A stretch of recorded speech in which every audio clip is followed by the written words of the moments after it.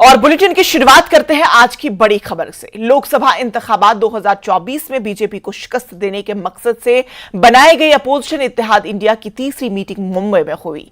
31 अगस्त और 21 सितंबर की मीटिंग में इंडियन नेशनल डेवलपमेंट अलायंस यानी इंडिया के इंतखाबात इत्तेहाद के साथ लड़ने का फैसला किया गया है।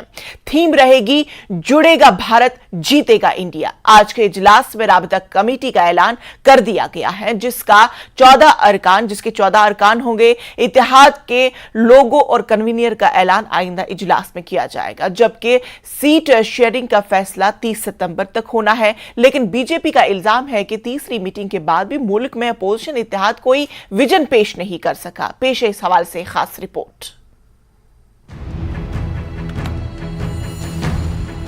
समय के पहले भी हो सकता है कि हम सब एकजुट होकर मोदी जी को हटा के ही हम दम लेंगे। मुंबई से निकला मैसेज, इंडिया का प्लान तैयार, एकजुटता का संकल्प, सवाल हजार, चुनौतियां बेशुमार।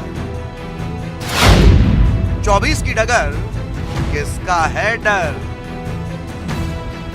2024 की जंग तेज होती जा रही है। एनडीए के खिलाफ इंडिया गठबंधन की मुंबई में 2 दिन की बैठक में आगे की रणनीति तय की गई। बैठक में गठबंधन के 13 सदस्यों की कोऑर्डिनेशन कमेटी का गठन हुआ। हालांकि अभी इसका कन्वीनर नहीं बनाया गया है। सूत्रों के मुताबिक मुंबई मीटिंग में इंडिया गठबंधन में रेजोल्यूशन पास किया गया जिसमें सीट शेयरिंग से लेकर प्रचार अभियान पर चर्चा की गई। जहां तक संभव हो इंडिया के सदस्य मिलकर लड़ेंगे। मुंबई में इंडिया इत्तेहाद की मीटिंग में लालू प्रसाद ने दिया बड़ा बयान। लालू प्रसाद ने नीतीश की मौजूदगी में राहुल गांधी को एक साथ मजबूत करने की बात की। लालू के बयान के बाद सियासी हंगामा बर्पा हो गया है। देखिए खास रिपोर्ट।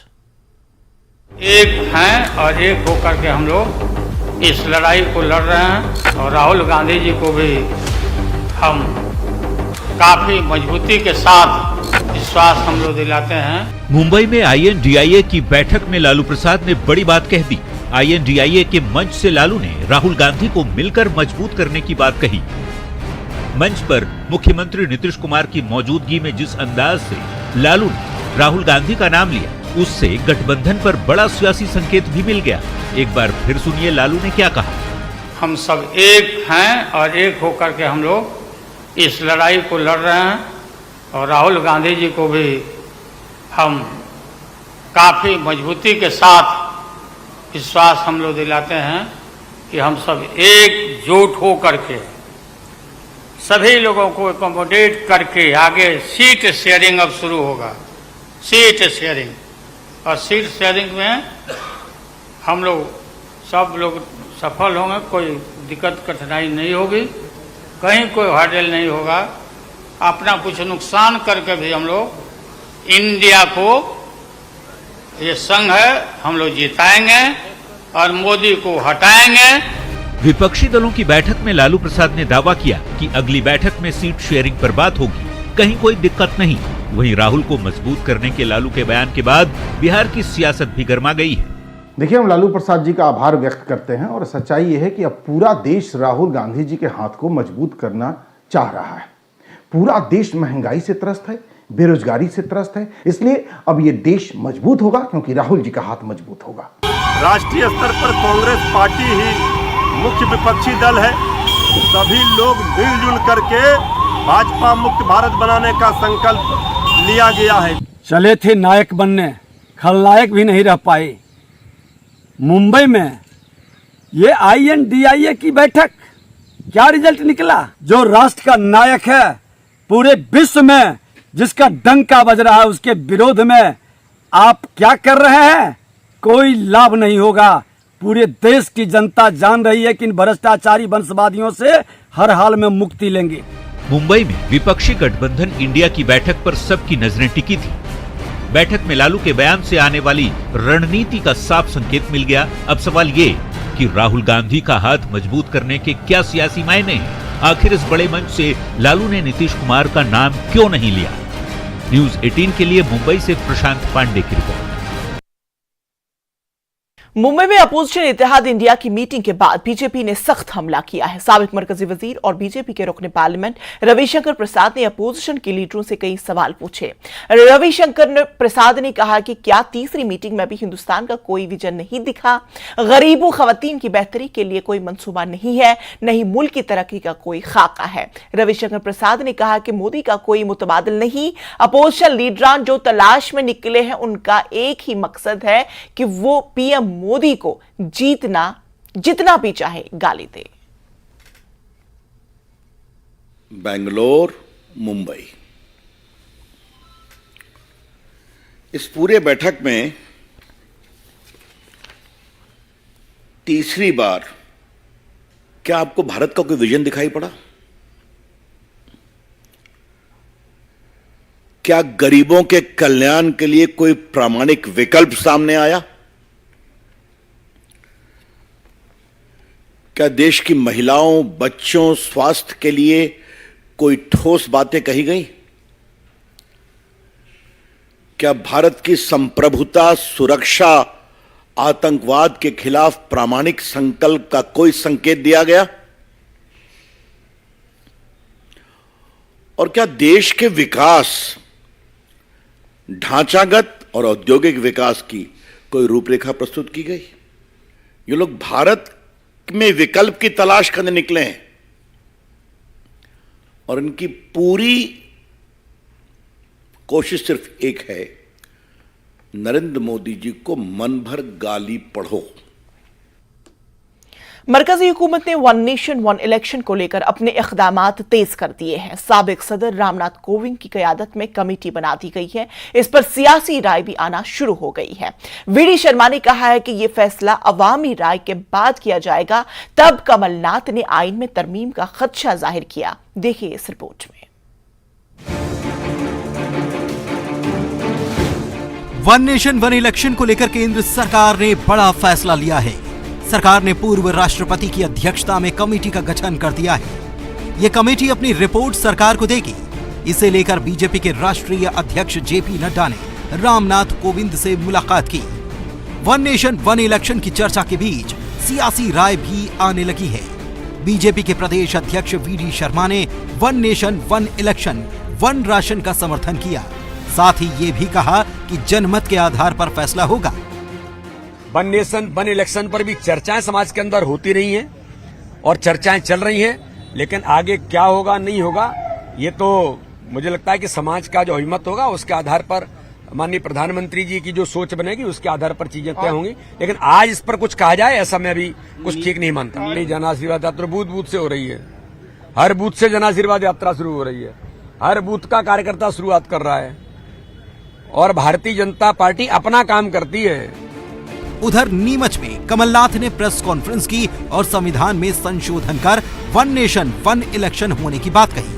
साथ ही ये भी जोड़ा कि इसके लिए राज्यों से भी मंजूरी लेनी पड़ेगी। इसके लिए संविधान में संशोधन की आवश्यकता है, राज्यों की स्वीकृति है। ये हमारे संविधान में इसका जो संशोधन करना है, ये केवल लोकसभा राज्यसभा की बात नहीं है। मैं खत्म कर लूँ। ये केवल संविधान में संशोधन राज्यसभा और लोकसभा में हो जाए उससे संभव नहीं, राज्यों को भी स्वीकृति देनी पड़ेगी। वन नेशन वन इलेक्शन के पक्ष में बड़ा तर्क ये दिया जाता है कि इससे जनता के समय के साथ साथ रकम की भी बचत हो पाएगी। खास बात यह भी कि कुछ इफ और कुछ बट के बीच देश के सभी राजनीतिक दल भी इसका समर्थन करते हैं। ऐसे में केंद्र के उठाए गए कदम पर आने वाले समय पर सियासी दलों का क्या रुख रहता है, ये देखना होगा। Bureau report, news 18।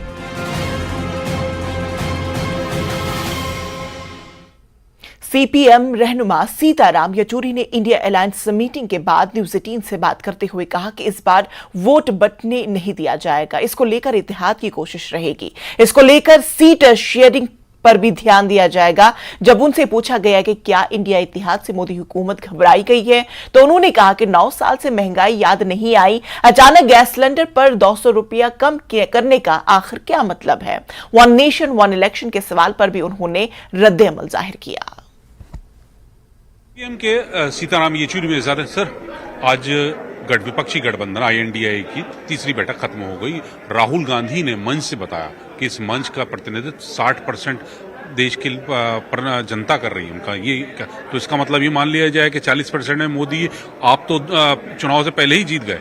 अब ये जो गठबंधन, ये जो ग्रुपिंग है इंडिया का, इसके अंदर जितने पार्टियां शामिल हैं और जितने राज्यों में उनके सरकारें हैं, जितने मुख्यमंत्रियां हैं यहाँ पे, उससे जाहिर है कि पहले भी जो मिलता था 63% वोट जो पिछले चुनाव में जो पड़ी थी वो मोदी के विरोध में पड़ी थी, लेकिन बंटवारे की वजह से विपक्ष के अंदर उसका फायदा जो है भाजपा उठा ली गई। अब ये बंटवारे को कम से कम करवाना है, ये है लक्ष्य, और इस लक्ष्य को पूरा करने के लिए सीटों के बीच में जो भी तालमेल जो होनी चाहिए वो हर राज्य के अंदर वहाँ की ठोस परिस्थितियों के आधार पर तय होगी। ये जो हालात हैं, आप लगातार विपक्षी गठबंधन ये कह रहा है कि केंद्र सरकार घबराई हुई है, उसने सिलेंडर कम कर लिए, विशेष सत्र बुला रहा, तो वाकई में क्या इस तरह की स्थिति है? ये जो कदम केंद्र सरकार उठा रही है वो गठबंधन की वजह से उठा रही है? देखिए, इस सवाल का जवाब वो ही दे पाएंगे, पूछिएगा उनसे। 9 साल तक NDA याद नहीं रही? हमारे बेंगलुरु में हमारे इंडिया का मीटिंग से पहले अचानक NDA फिर से पुनर्जन्म कैसे हो गया उसका, और क्यों? और ये मुंबई के मीटिंग से पहले अचानक बड़े दिलेर तरीके से, मतलब 200 रुपये गैस सिलेंडर में कम क्यों किया गया, जो 900 रुपये बढ़ाया है मोदी साहब ने इन 9 सालों के अंदर एक सिलेंडर पर, अब जो है अचानक उनको घटाना क्यों पड़ी? अगर घटाना पड़ी क्योंकि अंतर्राष्ट्रीय दाम घट रहे तो पेट्रोल डीजल क्यों नहीं घटा? तो ये क्या, अब ये सब संकेत वही उन्हीं से, मतलब उन्हीं के कामकाज जो है दिखाता है कि घबराहट है, थोड़ा बौखलाहट है। सर, एक अंतिम सवाल, एक देश एक चुनाव के लिए एक कमेटी गठित कर दी, पूर्व राष्ट्रपति रामनाथ कोविंद इसके अध्यक्ष बना दिए गए, तो क्या इसका समर्थन करेंगे आप लोग? कैसे होगा भाई, देश के अंदर संविधान है, संविधान कहता है कि हर असेंबली और पार्लियामेंट का जो उनकी समय है 5 साल, और 5 साल तक कोई बहुमत वाली सरकार उसको चला नहीं पाती तो वो सरकार गिरेगी, तो उसके आधार पर चुनाव होंगे। तो अब ये एक फांसीवादी रुझान ले आ रहे हो आप, ये कहते हुए कि बेशक जनता ने स्वीकार नहीं किया लेकिन उस पार्टी की सरकार बरकरार रहेगी। तो सीताराम येचुरी साहब कह रहे हैं कि गठबंधन जो है विपक्ष का वो राज्यों के हिसाब से सीटों को बंटवारा करेगा और जहां जरूरी होगा वहां चुनाव भी लड़े जाएंगे, लेकिन नुकसान कम से कम हो इसका ध्यान रखा जाएगा। कैमरामैन अनिल के साथ मुंबई से अशरफ काज़मी, न्यूज़ 18। मध्य प्रदेश के वजीर दाखिला डॉक्टर निरोत्तम मिश्रा ने मगरबी बंगाल की वजीर आला ममता बनर्जी की पॉलिसी को सख्त तनकीद का निशाना बनाया। निरोत्तम मिश्रा ने ममता बनर्जी को न सिर्फ लाखों का खून बहाने वाली करार दिया बल्कि ममता बनर्जी की पॉलिसी को मुंह भराई की सियासत से भी ताबीर किया। डॉक्टर निरोत्तम मिश्रा ने मुल्क के अवाम से ममता बनर्जी के ताल्लुक से गौर करने का मशवरा दिया। को आतुर है वो, इसलिए तुष्टीकरण की राजनीति की तरफ है। हिंदुत्व का प्रतीक है तिलक, और ममता जी जितनी भी हो सकती है हिंदुत्व की भावनाएं उनको खंडित करने में लगी ही रहती।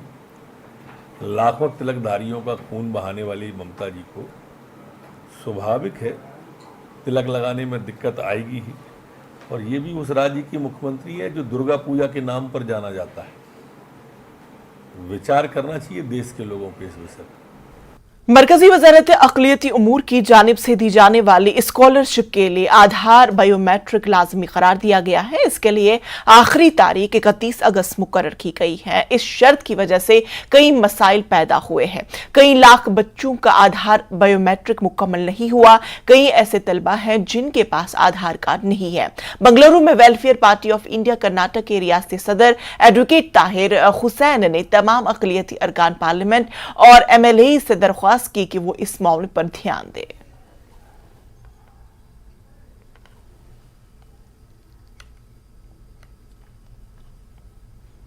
तो नाज़रीन, देश प्रदेश की खबरों का सिलसिला जारी रहेगा, लेकिन फिलहाल रुकेंगे यहां पर एक छोटे से वक्फे के लिए।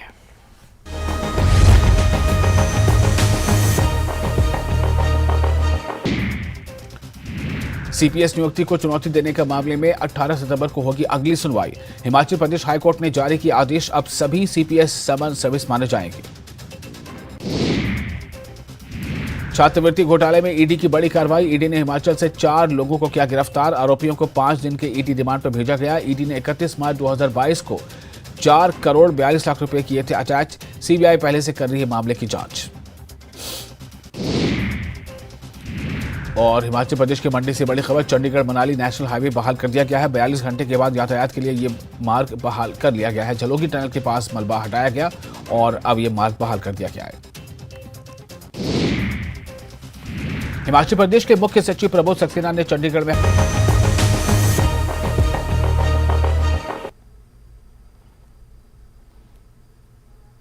ब्रेक के बाद फिर से आप सभी का इस्तकबाल। दिल्ली में आज शिया बरादरी ने पाकिस्तान के खिलाफ एहतजाज के लिए पहुंचे थे कि गिरफ्तार कर लिए गए। वजह यह थे कि पाकिस्तान में अज़ादारों के पाबंदी आयद करने का बिल पार्लियामेंट में पेश किया गया और पाकिस्तान के सदर जमहूरिया के पास भेजा गया है, जिसको लेकर हिंदुस्तान की शिया बरादरी ने नाराजगी का इजहार करने दिल्ली में पाकिस्तान एम्बेसी पहुंचे थे, लेकिन पुलिस ने एहतजाजियों को गिरफ्तार करके नजदीकी पुलिस स्टेशन पहुंचा दिया। एहतजाज करने शिया आलमदीन क्लब जवाद भी पहुंचे थे।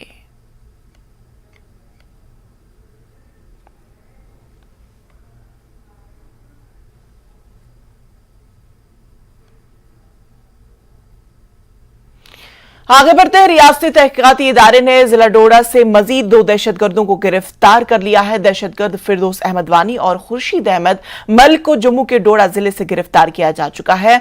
गुज़श्ता 48 घंटों में जम्मू और डोडा से 10 दहशतगर्दों को गिरफ्तार किया जा चुका है। ये दहशतगर्द कई दहाइयों से कानून की गिरफ्त से बच रहे थे और छुपकर जिंदगी गुजार रहे थे।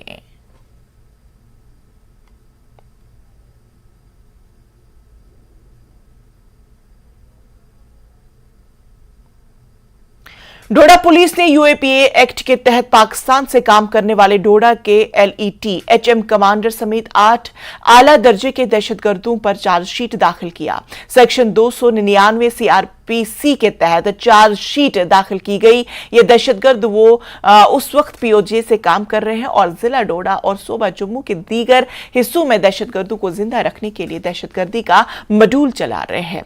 पुलिस स्टेशन ठाठरी में लश्कर तैयबा के आला दर्जे के दहशतगर्द मोहम्मद अमीन, एचएम दहशतगर्द जाकिर हुसैन, लश्कर तैयबा के दहशतगर्द अब्दुल हमीद, आला दर्जे के दहशतगर्द मोहम्मद हुसैन खतीब, एचएम दहशतगर्द अता मोहम्मद, मोहम्मद शफी, माजिद हुसैन, अबू जहाद पर चार्जशीट दाखिल किए गए हैं। इन दहशतगर्दों के खिलाफ जिला डोडा में दहशतगर्दी का मडूल चलाने के लिए मुकदमा दर्ज किए गए हैं। इन दहशतगर्दों के खिलाफ काफी सबूत जमा करने के बाद बिलाखिर उनके खिलाफ फास्ट ट्रैक एनआईए कोर्ट डोडा में अदालती फैसले के लिए चार्जशीट दायर की गई। ये दहशतगर्द इस जिले के मकामी नौजवानों को दहशतगर्दी को जिंदा रखने के लिए तखरीबी सरगर्मियां अंजाम देने के लिए दहशतगर्दी के गिरोह में शामिल होने की तरफ रागिब की मुसलसल कोशिश में थे।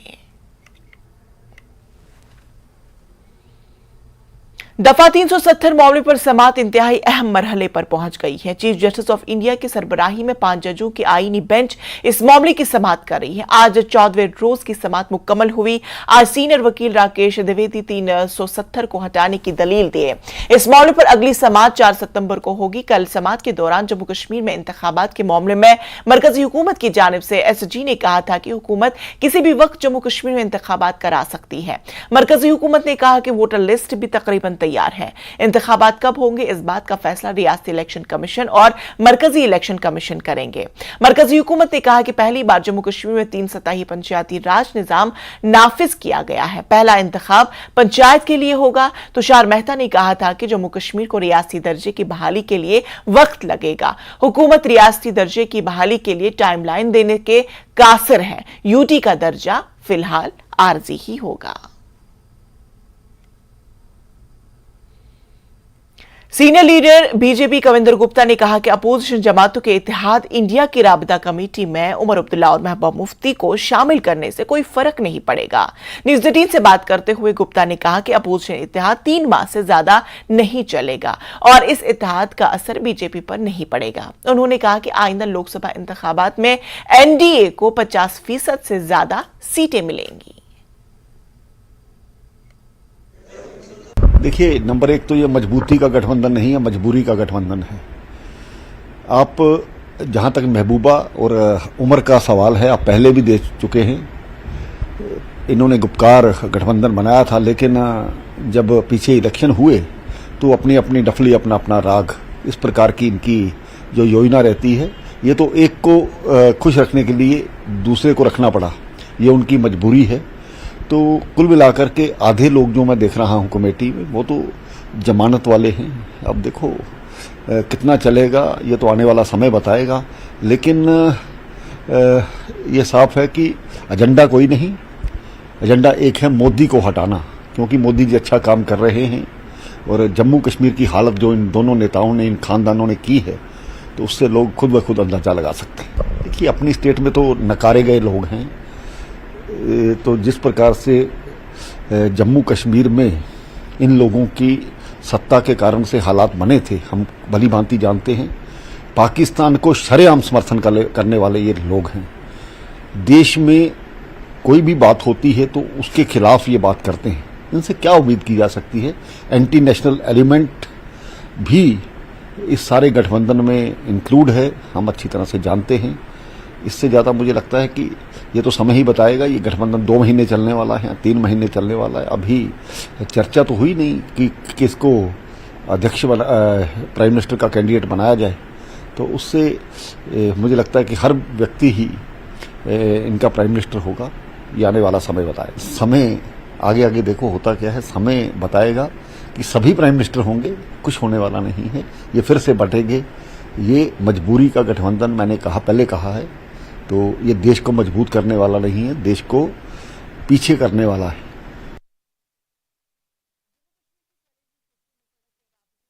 देने की कोशिश में एक अहम संग मील को छू लिया है। पीएमजीएसवाई के तहत पहली बार जिला उधमपुर के पहाड़ी इलाके चिरैनी ब्लॉक में मंतलाई से गमसुद्रू को जोड़ने वाली 10.5 किलोमीटर सड़क की तामीरी लागत 6 करोड़ 9 लाख से जायद है। नई सड़क के जरिए बेहतर रसाई की बदौलत किसान अपनी फसल को फौरी तौर पर मंडियों तक पहुंचने के इम्कानात के बारे में पुरजोश है। मकामी किसानों ने अपनी पैदावार की नकल हमल के लिए अपनी जदोजहद के खात्मे का जो तस्वुर करते हुए खुशी का इजहार किया। मैं सर शिव कुमार, मैं डोडा का रहने वाला हूँ। यूके में इधर आया था अपने दोस्त के घर में। पहले गाड़ी से नीचे उतरने के लिए कम से कम 1-1.5 घंटा लगता था। पहले रोड नहीं था और इधर से यो बच्चे स्कूल जाते थे, पैदल जाते थे। कोई बच्चे ऐसे थे कि जाने के कारण स्कूल पढ़ाई छोड़ दी और घर का काम देखने के लिए आगे पीछे नहीं, उनको बेनिफिट स्कूल का नहीं आया। फिर आज ईंधन की कीमतें तारीख की बुलंद तरीन सतह पर पहुंचने से पाकिस्तान की मायशी मुश्किलात मजीद बढ़ गई है। मायशी इज़्तिराब के माहौल ने पाकिस्तान को अपनी लपेट में ले लिया है। वजीर आजम अनवरुल हक की क़यादत में पाकिस्तान की निगरान हुकूमत ने जुमेरात को पेट्रोल और डीजल की कीमतों को तारीखी बुलंद तरीन सतह पर पहुंचा दिया। वजारत खजाना ने सोशल मीडिया एक्स साबिका ट्विटर पर पोस्ट किया कि इजाफे के साथ पेट्रोल की कीमत 305 रुपये 36 पैसे फी लीटर और HSD 311 रुपये 84 पैसे फी लीटर तक पहुंच गई। गुज़श्ता एक हफ्ते से पाकिस्तान में बिजली की कीमतों में इजाफे के खिलाफ एहतजाज मुसलसल जारी है। पेशावर, कराची, लाहौर, मल्तान और रावलपिंडी के शहरों में मुजाहिरीन नारेबाजी, टायर जलाकर और सड़कें ब्लॉक करके महंगाई के खिलाफ अपने गुस्से का इजहार कर रहे हैं। डॉन के मुताबिक बिजली की कीमतों में इजाफे पर नाराज मुजाहिरीन ने बिजली की तकसीमकार कंपनियों के एहलकारों पर भी हमला किया। कुछ ने अपने यूटिलिटी बिल भी जला दिए और अदा करने से इनकार भी किया।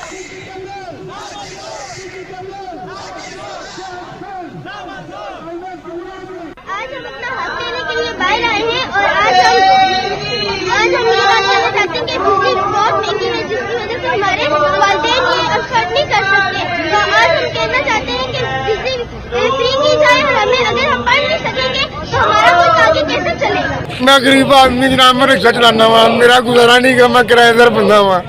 मैं क्यों जाके अर्जू करा सर, मैं 2 दिन बंदे कोल गया यार, मैं थोड़े पैसे दे, मैं बिल जमा कराना है। सर मेरी कुड़ी दस हज़ार सुनता मैं, लेकिन मैं तो घूमने के आरसू करना अल्लाह पाक नेकी दी लै दे खुदा करके कौम के हाल से रैम को जो गरीब आदमी किराएदार बंदे ने मैं किसी को कह सकता सुआई अल्लाह का लावा कोई ऐसा ना बंदा जरा मेरा बेटा है मेरे घर का किराया कौन देगा, मैं 800 रुपया दिहाड़ी लेना मैं की करा और महंगाई ने मार दिता भुखे मर गए और ज्यादा भुखा मरना और मार दिया जितना पेट्रोल पा के मैं अपने आप करा लेना वा। क्या करते क्या रिक्शा ड्राइवर का जनाब खुद से रिक्शा चलाता हूँ, किराए से चलाता हूँ। दिल्ली में आज शिया बरादरी ने पाकिस्तान के खिलाफ एहतजाज के लिए पहुंचे थे कि गिरफ्तार कर लिए गए। वजह यह थे कि पाकिस्तान में अज़ादारों की पाबंदी आयद करने का बिल पार्लियामेंट में पास किया गया और पाकिस्तान के सदर जमहूरिया के पास भेजा गया है, जिसको लेकर हिंदुस्तान की शिया बरादरी ने नाराजगी का इजहार करने दिल्ली में पाकिस्तान एम्बेसी पहुंचे थे, लेकिन पुलिस ने एहतजाजियों को गिरफ्तार करके नजदीकी पुलिस स्टेशन पहुंचा दिया। एहतजाज करने शिया आलमदीन कलब जवाद भी पहुंचे थे। ले जा भाई इनको ले जा